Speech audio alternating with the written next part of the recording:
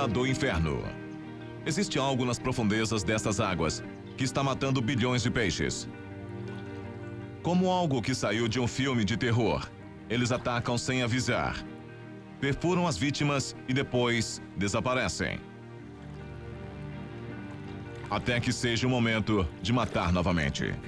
As pessoas agora temem estas águas. Elas têm medo da água, têm medo dos peixes. Ainda não é um paraíso perdido, mas já atingimos o limite.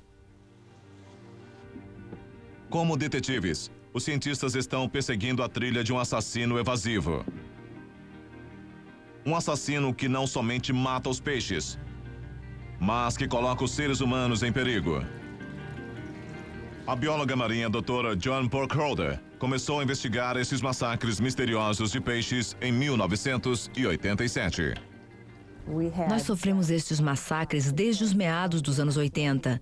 No meu estado, algumas vezes, milhões de peixes foram afetados de uma vez, se estendendo por mais de 30 quilômetros quadrados. Os peixes desenvolveram feridas grandes e sangrentas.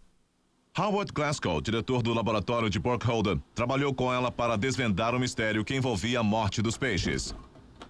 Através dos anos, milhões de peixes morreram nos rios da Carolina do Norte sem nenhum motivo aparente. Nós podemos analisar os registros históricos e não encontraremos respostas. Os registros indicam um massacre de peixes que pode ser de 10 mil peixes ou de 1 milhão de peixes. A causa é desconhecida e indeterminada. Eles suspeitavam que um micro-organismo unicelular fosse o assassino. Apesar de ter sido pouco estudado, ele tinha matado peixes em aquários de universidades. Burkholder o chamou de Pfisteria pesticida, ou matador de peixes.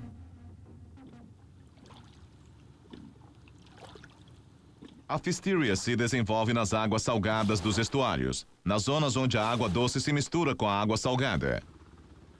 No estuário do rio Neuse, a morte de grandes números de peixes torna-se cada vez mais comum. Rick Dove é o encarregado do rio. Ele tem testemunhado o massacre de até 1 bilhão de peixes em uma única vez. É terrível. Estamos falando sobre o massacre de um grande número de peixes. Estamos falando sobre terríveis consequências econômicas que ocorreram com este evento. Quem vai querer vir aqui para pescar e morar em um rio onde acontece esse tipo de coisa? Segundo Dove, é fácil localizar os sinais de um massacre iminente. Mas apesar dos sinais, nada pode ser feito para impedir. Primeiro a água se torna marrom e uma espuma se forma na superfície. Em algumas horas, o mau cheiro se espalha pelo ar. É o odor dos peixes em decomposição. Os peixes começam a agir desordenadamente. Eles formam grandes cardumes, vêm para a superfície e tentam escapar da água. Alguns deles literalmente pulam para fora da água tentando sair. Você pode ver as feridas se desenvolvendo nas costas e na barriga deles. Pode olhar na água e ver isto. A última fase é a que Dove chama de espiral da morte. Eles vêm para a superfície e começam a nadar continuamente em círculos, algumas vezes por alguns minutos, outras vezes por mais de 1 hora antes de morrer. Alguma coisa está comendo esses peixes vivos. Todos apresentam feridas ou lesões. A marca registrada do assassino. No laboratório, os peixes morrem toda vez que são expostos às células Pfisteria.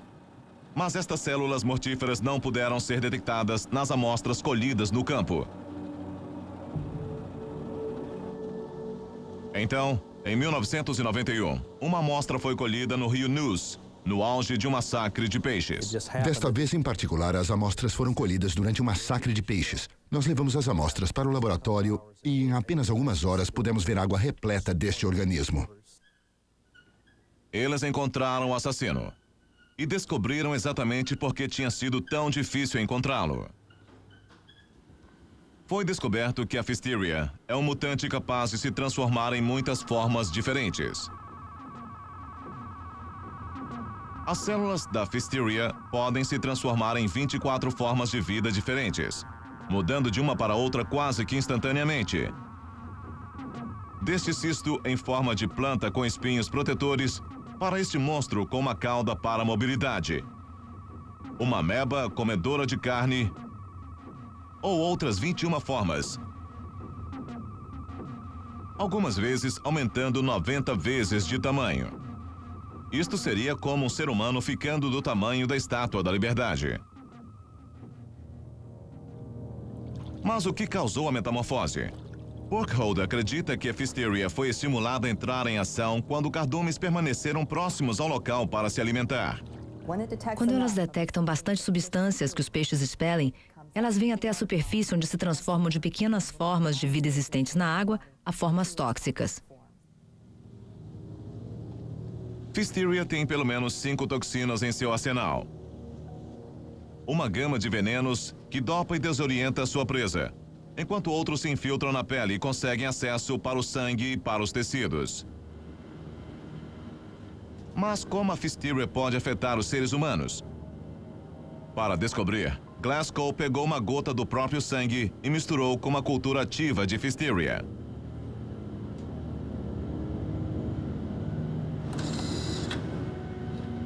Os resultados são amedrontadores. Aumentada mais de 1000 vezes, a célula da Pfisteria gira freneticamente no meio das células sanguíneas. O que você está vendo é a Pfisteria nadando, analisando uma célula vermelha. Então ela tem uma organela que é como uma trombeta, que algumas vezes sai de seu corpo para se aproximar de uma célula sanguínea em particular. A boa notícia é que, apesar de seu apetite por sangue humano, a Pfisteria não é um germen ou um parasita. Então ela não pode sobreviver dentro do corpo humano.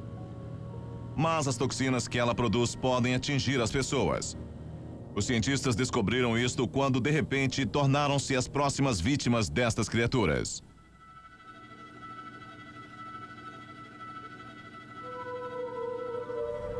Eu estava trabalhando com culturas de Pfisteria por um período de 6 semanas, substituindo peixes mortos por peixes vivos 2 vezes ao dia, uma vez de manhã e outra à noite. Então comecei uma experiência onde eu tinha que trabalhar cerca de 4 horas, tendo bastante contato, trabalhando com tubos que estavam próximos do meu rosto. E tudo que eu posso dizer é que me lembro como eu entrei na sala e não me lembro muito depois disso. Eu tenho uma lembrança em câmera lenta da minha mão com a luva vindo até os olhos.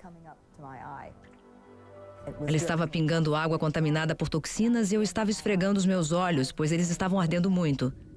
Eu tinha perdido o senso de que algo estava errado.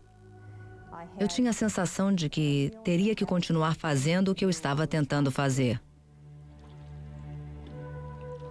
A conexão entre o comportamento de Burkholder e dos peixes durante as matanças era muito óbvio para ser ignorado.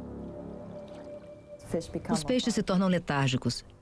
Eu estava letárgica. Os peixes não abandonam a área, pelo menos nos massacres de peixes na natureza, pois eles se tornam letárgicos. Eu não percebi que eu deveria ter abandonado a área, apesar de os meus olhos estarem ardendo e eu estar tendo dificuldades para respirar. Sentindo que ninguém seria capaz de tratar dos sintomas causados por uma toxina não identificada, Burkholder decidiu ir para casa e esperar até que os sintomas passassem. Quando Burkholder voltou, medidas severas de precaução foram adotadas. Uma atenção especial foi dada à filtragem do ar e à ventilação da sala. Isto porque Burkholder agora sabia que as toxinas da Pfisteria podiam se espalhar pelo ar. Nenhum outro organismo semelhante pode criar toxinas que podem ser transportadas pelo ar, nem mesmo a alga causadora da maré vermelha, infame desde os tempos da Bíblia. Os peixes têm que se alimentar desta alga para acumular toxinas e os seres humanos estão em perigo somente se comerem frutos do mar contaminados. Mas a Pfisteria é diferente. Ela ataca os peixes com as toxinas tão potentes que podem até mesmo contaminar o ar.